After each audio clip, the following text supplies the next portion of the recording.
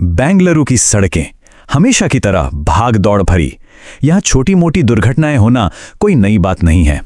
शुरुआत में भी ये एक ऐसा ही आम मामला लगा, एक साधारण सा हिट एंड रन केस जहां एक महिला की दुखद मौत हो गई। लेकिन जब पुलिस ने इस मामले की तह तक जाना शुरू किया तो जो सच सामने आया वो सचमुच रोंगटे खड़े कर देने वाला था। एक आम सड़क हादसा कैसे एक बेहद खौफनाक और सोची समझी आपराधिक साजिश में बदल गया, चलिए आज इसी केस की गहराई में उतरते हैं। बेंगलुरु का महालक्ष्मी लेआउट एक ऐसा इलाका जिससे वहां के लोग अच्छी तरह वाकिफ हैं। अब जरा उस इन्वेस्टिगेटर की नज़र से सोचने की कोशिश करते हैं जो सबसे पहले इस क्राइम सीन पर पहुंचता है। पहली नज़र में सब कुछ बिल्कुल वैसा ही लग रहा था जैसा किसी भी आम सड़क हादसे में होता है। सड़क पर टायर के गहरे निशान, यहां वहां बिखरा हुआ सामान और एक बेजान शरीर। केस एकदम सीधा लग रहा था, लेकिन कभी कभी जो आंखों के सामने होता है असल में वो सबसे बड़ा धोखा होता है। शुरुआती रिपोर्ट में इसे महज एक हादसा मान लिया गया था, लेकिन पुलिस की पैनी नजरों को इस पूरे सीन में कुछ ऐसा महसूस हुआ जो बिल्कुल भी सामान्य नहीं था। और यहीं से इस केस में एक बहुत बड़ा सवाल खड़ा हो गया। क्या यह सच में सिर्फ एक एक्सीडेंट था? 55 साल की विजय लक्ष्मी की मौत, क्या यह सिर्फ किस्मत का एक क्रूर खेल था, या फिर किसी ने बहुत ही शातिर तरीके से उनकी मौत की पटकथा लिखी थी? बस यही वो पॉइंट था जहां से बंद होती हुई फाइल एक बार फिर से खुल गई और एक ऐसी तफ्तीश शुरू हुई जिसने सबके होश उड़ा दिए। इस पूरी साजिश को समझने के लिए हमें थोड़ा पीछे जाना होगा और समझना होगा कि आखिर विजय लक्ष्मी थी कौन। 55 साल की विजय लक्ष्मी बिल्कुल अकेली रहती थीं। उनका ये एकाकीपन ही उनके लिए सबसे बड़ा खतरा बन गया। लेकिन सिर्फ अकेलापन ही इकलौती वजह नहीं थी। दरअसल कुछ लोगों को इस बात की भनक लग गई थी कि उनके पास एक बहुत बड़ी रकम मौजूद है और यही जानकारी उनके लिए मौत का फरमान बन गई। अब जरा इस कॉन्ट्रास्ट पर गौर करते हैं। एक तरफ विजय लक्ष्मी का बिल्कुल शांत और एकाकी जीवन और दूसरी तरफ उन पर मंडराता हुआ एक भयानक खतरा, उनका रोजमर्रा का वही एक तय रूटीन। यही रूटीन उनकी सबसे बड़ी कमजोरी बन गया।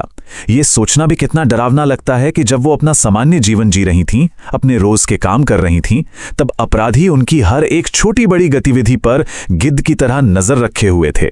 उनकी यही भेद्यता, उनका यही अकेलापन उन अपराधियों के लिए एक परफेक्ट मौका बन गया। इस पूरी खौफनाक साजिश के सेंटर में सिर्फ एक ही चीज थी, 30 लाख रुपए। जी हां, 30 लाख। विजय लक्ष्मी के घर में रखा ये ढेर सारा कैश ही वो वजह थी जिसने एक परिचित के लालच को एक खूनी इरादे में बदल दिया। उनके ही एक जानकार जिसका नाम चेतन था, उसे इस कैश के बारे में पता चल गया था और बस पैसों के इसी लालच ने चेतन को सारी हदें पार करने पर मजबूर कर दिया। अब पैसे ऐंठने के लिए चेतन ने क्या किया? उसने सीधा सुपारी किलिंग का रास्ता चुना, मतलब पैसों के बदले हत्या करने के लिए पेशेवर अपराधियों को हायर करना। खुद अपने हाथ गंदे करने के बजाय चेतन ने एक हिस्ट्री शीटर और उसके गुर्गों को विजय लक्ष्मी को रास्ते से हटाने का कॉन्ट्रैक्ट दे दिया। और इसी कदम के साथ ये मामला सिर्फ एक आम लालच से उठकर एक सुनियोजित हत्या के प्रयास में तब्दील हो गया। लेकिन कहते हैं ना, कोई भी क्राइम कितना भी परफेक्ट क्यों ना लगे, वो कोई ना कोई सुराग तो जरूर छोड़ ही जाता है। और इस केस में पुलिस के लिए वो सबसे बड़ा ब्रेक थ्रू साबित हुए सीसीटीवी फुटेज और कॉल रिकॉर्ड्स। जैसे ही जांच टीम ने घटनास्थल के आसपास के कैमरे और संदिग्धों के फोन डिटेल्स को खंगालना शुरू किया, इस पूरी साजिश की परतें एक एक करके उधरने लगी। जो अब तक एक एक्सीडेंट लग रहा था, उसका काला सच अब डिजिटल सबूतों के जरिए सबके सामने आ रहा था।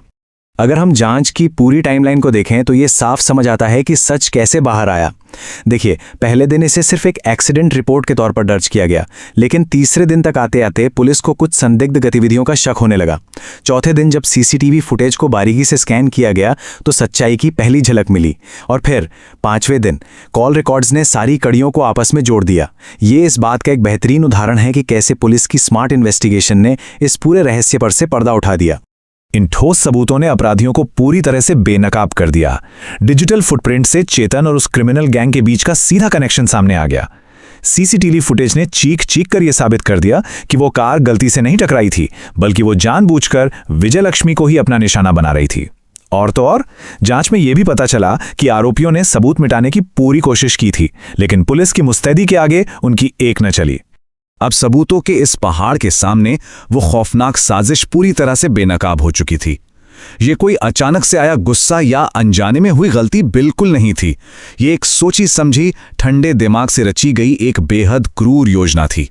चलिए अब जरा इस पूरे क्राइम के स्ट्रक्चर को तोड़कर देखते हैं कि अपराधियों ने अपनी इस खौफनाक योजना को कैसे अंजाम दिया। चेतन ने इस मर्डर का एक पूरा ब्लूप्रिंट तैयार किया था। स्टेप 1, घर में रखे कैश के बारे में पता लगाना। स्टेप 2, उस पैसे के लालच में एक हिस्ट्री शीटर को हत्या की सुपारी देना। स्टेप 3, कई हफ्तों तक लगातार विजयलक्ष्मी के रूटीन और उनकी हर एक हरकत पर बारीकी से नजर रखना। और फाइनली स्टेप 4, सही मौका देखकर हत्या को अंजाम देना और उसे एक हिट एंड रन एक्सीडेंट का रूप देना, ताकि किसी को भी जरा सा भी शक ना हो। ये जो पूरा का पूरा योजनाबद्ध तरीका है ना, ये सच में अंदर तक डरा देने वाला है। और सच कहें तो अब ये मामला सिर्फ एक महिला की दुखद मौत तक सीमित नहीं रह गया है। इस घटना ने पूरे बेंगलुरु शहर पर एक बहुत गहरा असर डाला है। इस एक केस ने समाज में पनप रहे एक बहुत बड़े खतरे की ओर इशारा किया है, कॉन्ट्रैक्ट किलिंग्स का बढ़ता हुआ खौफ। जब यह दिखाई देता है कि हमारे आसपास रोजमर्रा की जिंदगी में भी ऐसी भयानक साजिशें रची जा सकती हैं, तो अपनी खुद की सुरक्षा को लेकर एक गहरी चिंता पैदा होना बहुत स्वाभाविक है। द टाइम्स ऑफ इंडिया की एक रिपोर्ट इस पूरी स्थिति की गंभीरता को बयां करती है। इस घटना के बाद से कानून व्यवस्था और शहर में बढ़ते सुपारी किलिंग के मामलों को लेकर लोगों में घबराहट काफी ज्यादा बढ़ गई है। सोशल मीडिया पर भी ये केस काफी चर्चा में है। ये सोचना ही डरावना है कि एक ऐसा मंजर जो किसी को भी एक आम ट्रैफिक एक्सीडेंट लगता, वो दरअसल लाखों रुपए की डील और एक निर्मम हत्या की साजिश का हिस्सा था। सिर्फ ये विचार ही किसी को भी अंदर तक झकझोर देने के लिए काफी है। पुलिस की मौजूदा कार्रवाई की बात करें तो जांच के दौरान अब तक 5 संदिग्धों को आधिकारिक रूप से अरेस्ट किया जा चुका है। पूछताछ में यह पूरी तरह से साफ हो गया है कि इस मर्डर के लिए लाखों रुपए की डील तय की गई थी।